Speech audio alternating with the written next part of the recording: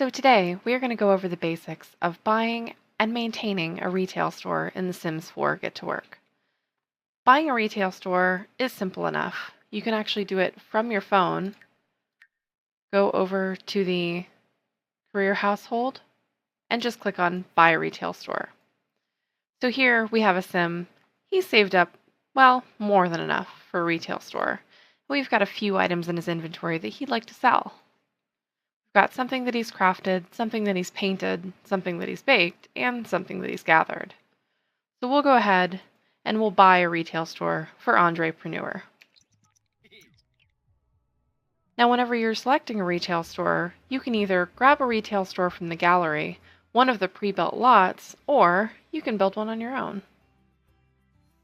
So our retail store is in Magnolia Promenade.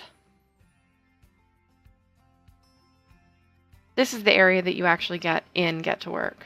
So the retail store that we're going to buy is one that we actually put together pretty quickly. Just a general store, nothing crazy in it, few decorations, no living area or place for him to really create anything, but we'll get the basics down.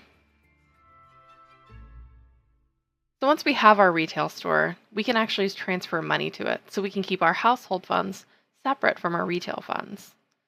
We don't really need that much getting started, but seeing as how Entrepreneur has a pretty big cushion in his household funds, we'll go ahead and move over, let's say, 20,000. So now we have 20,000 in retail funds.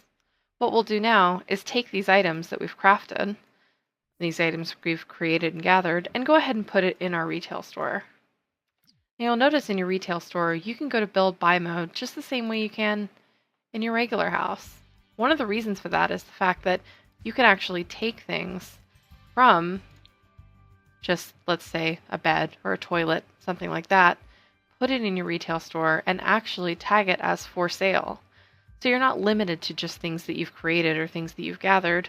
We could make, let's say, a toilet store.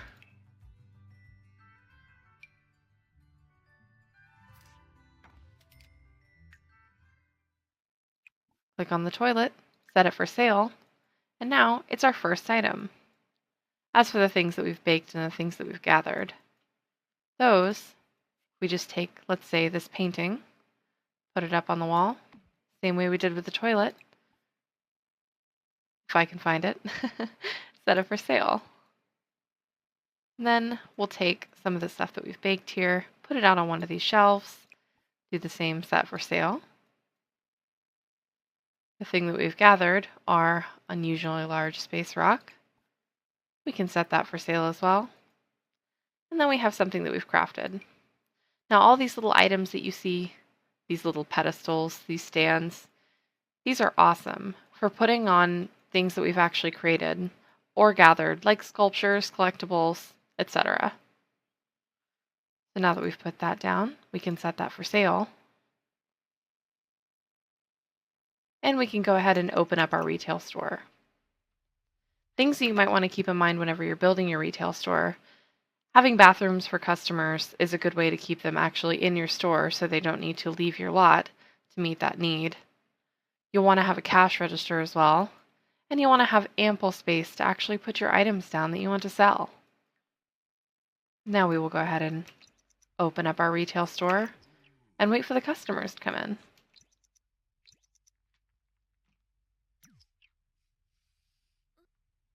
When customers come into our store, we'll notice this little blue bar above their head.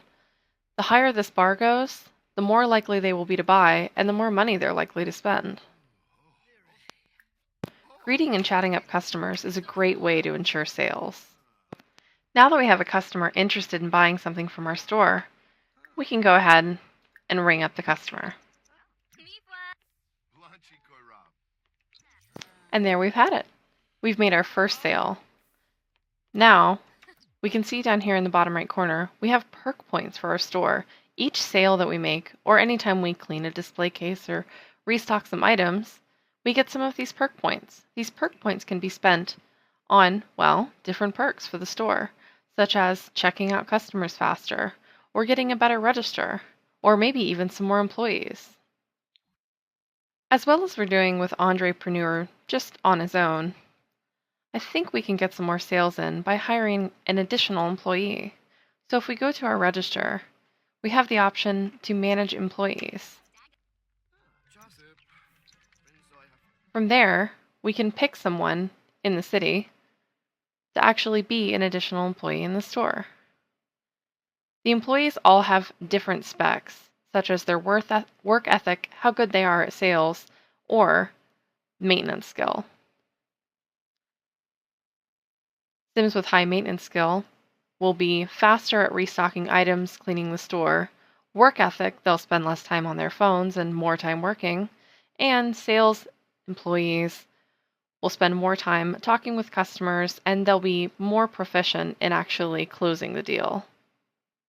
At the end of the day, whenever you're ready to close your store, because your sim really just can't handle it anymore, all you have to do is go down to your retail store tab and close the store. Even when the store is closed, you'll still get credit for perk points for restocking items, cleaning the store, etc.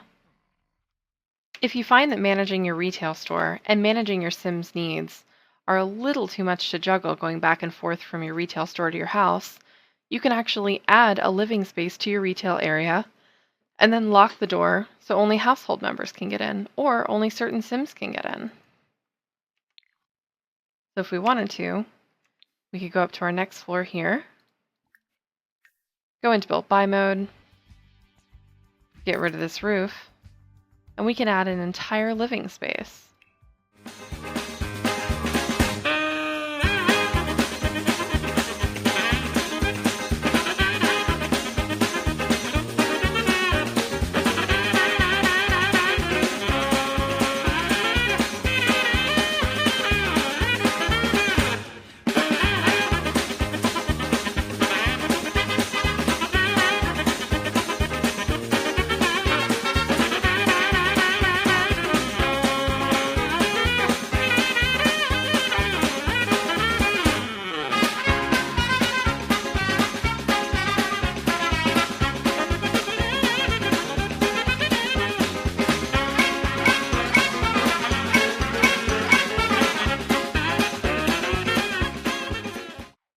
Now that we have a functional living space for our sim, rather than having to send him home to meet his needs, we can have him meet his needs right here in his retail store. The last thing that I would recommend doing is just make sure that you actually mark off the area that you plan on making your home in your retail store, as you probably don't want your customers wandering randomly into your home while you're trying to sell things, because they will come upstairs, sleep in your bed, watch your TV, and eat your food. Now that you've learned the basics of running your own retail store, it's time to build up your shop, create all the things that you want to sell, and get to making some simoleons. I hope that I've covered everything that you want to know about the basics of retail stores. If you have any questions or comments, you can go ahead and let me know by commenting below, and I will happily get back to you. And as always, happy gaming!